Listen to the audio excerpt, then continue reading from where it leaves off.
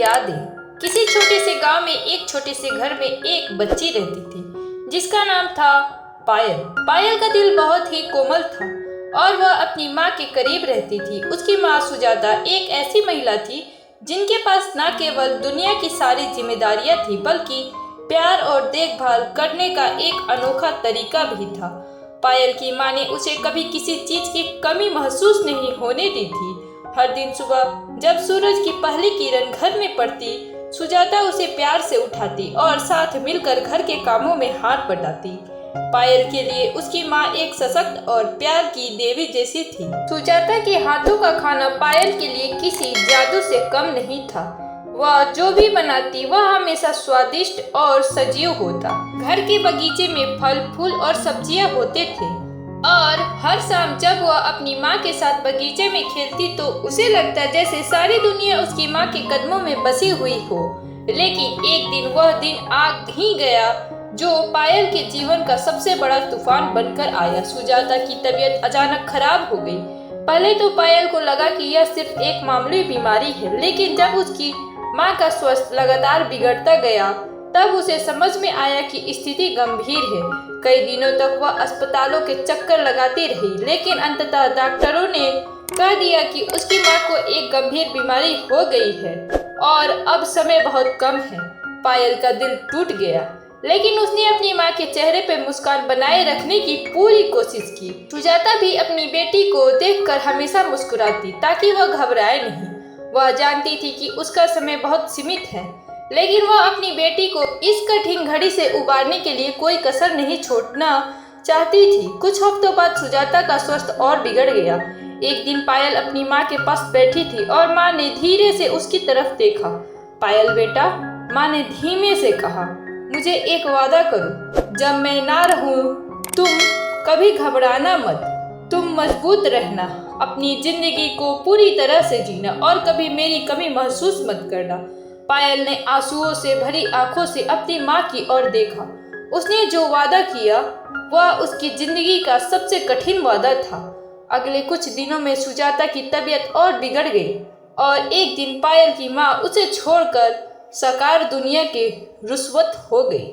सुजाता के निधन के बाद पायल की पूरी दुनिया बदल गई। माँ की यादें हर जगह थी। सुजाता की पसंदीदा गहनों का संदूक, उनका हंसना हंसाना, उनके बगीचे की गंध, यह सब पायल के दिल में गहरे तक बैठ गए थे। पायल को यह समझ में आने लगा कि उसकी माँ का प्यार अब उनकी यादें उसे हर कठिनाई से उबार सकती है।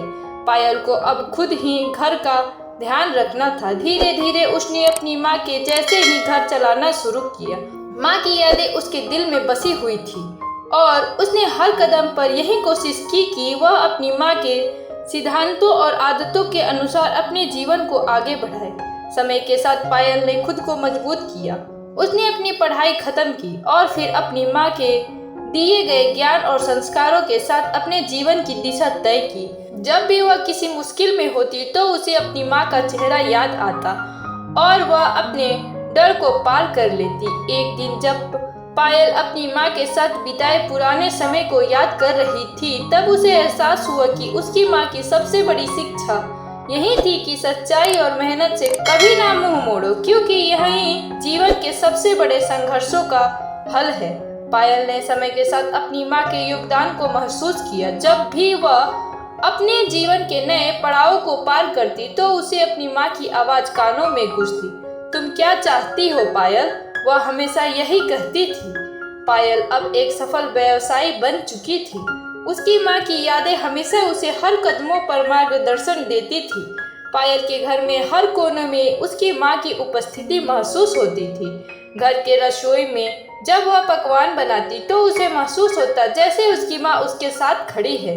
जब वह बगीचे में जाती और फूलों की देखभाल करती तो उसे लगता जैसे उसकी माँ के हाथ अब भी उस बगीचे में काम कर रहे हैं। आज पायल के पास अपनी माँ की यादों का खजाना है। वह समझ चुकी थी कि माँ की यादें कभी खत्म नहीं हो सकती। वे हमारे दिलों में हमेशा जीवित रहती है और यही यादें हमें जीवन के कठिन रास्ते पर भी चलने की ताकत देती है। एक दिन पायल अपने बच्चों के साथ बैठी थी और उसने उन्हें अपनी माँ के बारे में कहानियाँ सुनाई। उन कहानियों में उसकी माँ का प्यार था, उनके संघर्षों की कहानियाँ थी और सबसे खास बात उनकी यादें थी। माँ हमेशा हमारे साथ होती है, चाहे वह हमारे पास हो या ना हो, पायल ने अपने बच्चों से कहा। उनकी यादें हमारे जीवन का हिस्सा बन सकती है और जब भी हमें उनकी जरूरत होती है वह हमारे साथ होती है।